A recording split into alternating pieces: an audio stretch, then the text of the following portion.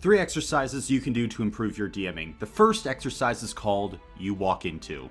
To do this exercise, you'll need 2 containers, preferably hats, 2 stacks of note cards, 10 apiece, a mirror, and a pen. First, with 1 stack of 10 to 20 note cards, write some interesting places. Things like the 9 Hells, a forgotten temple, or an airship will all do.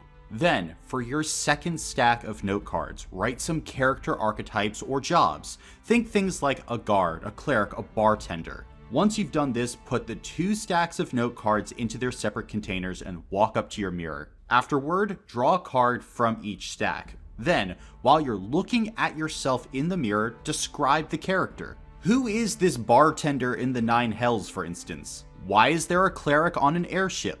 Pay attention not only to how you describe your character, but your own body language and energy. Also, try not to break eye contact with yourself in the mirror. This simulates you talking directly to your players when you're running a game. Play this game once or twice a day, like when you're getting up in the morning or going to bed at night, so you get the practice of coming up with characters and their descriptions on the spot. Creativity is a muscle that you have to exercise, so consider this your exercise for the day. This exercise is something I started doing when I first began running TTRPGs, and I swear by it. If you struggle with coming up with NPCs on the spot, or you just want to get better at it, this is the exercise for you. The second exercise I'm going to give you though is called the 1, 2, 3, 4 method. This is an exercise you can use when you have 30 minutes left before your session and you haven't prepped a thing. It helps you get to the important things that you need to run a session.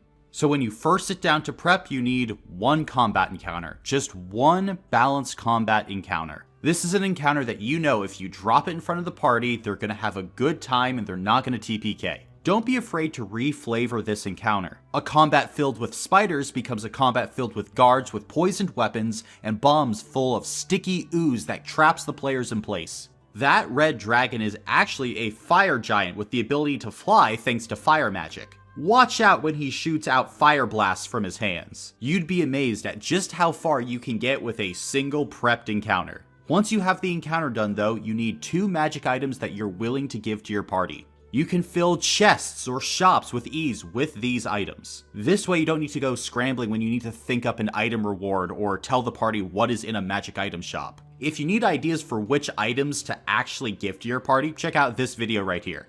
But after you have those items, you need to create 3 interesting NPCs that the party can meet. These are quick NPCs that you can pull out in any situation: a tavern owner, a wandering bard, or a character from a player's backstory. If possible, write a little plot hook for each NPC as well. My advice is to have 1 NPC tie into the combat and the other 2 NPCs tie into the magical items or a player's backstory.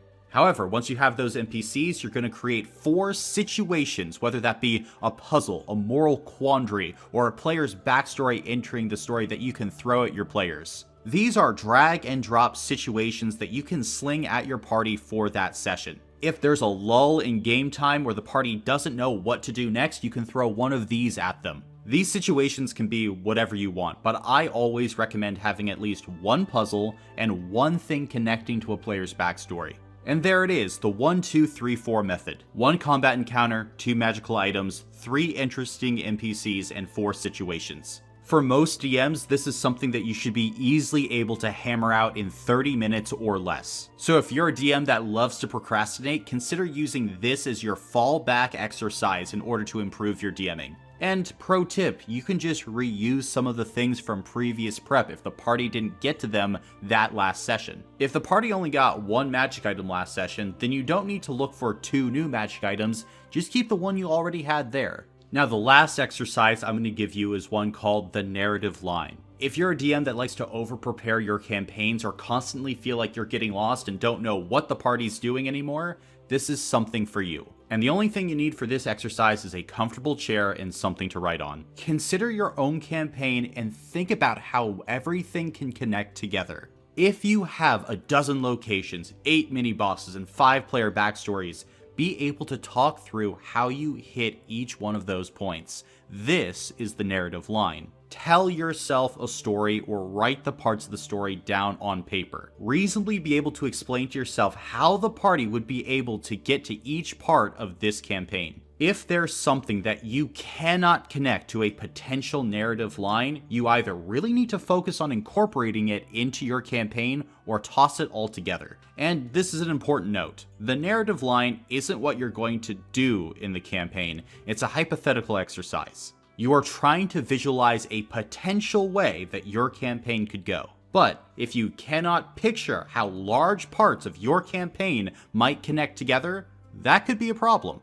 I know I feel at ease when I can run through a narrative line in my own campaigns because I know that when I'm improvising, I'll be able to connect all the parts of my campaign together. So if you're struggling to know where your campaign is at, the next time you're driving or slacking off at work, just try and construct a narrative line. Create a simple A to B to C sequence of how your campaign might play out. I promise you, if you are completely lost and have no idea where your campaign is going, this is an exercise that works. I know that because I do the same thing all the time in my campaigns. But hey, if you want another exercise that can help you DM your games even better, check out this video right here. Also, thank you to all the patrons that help to support this channel. And if you're not a patron already, consider heading over to the Patreon and checking that out. Also, thank you for entering the dungeon.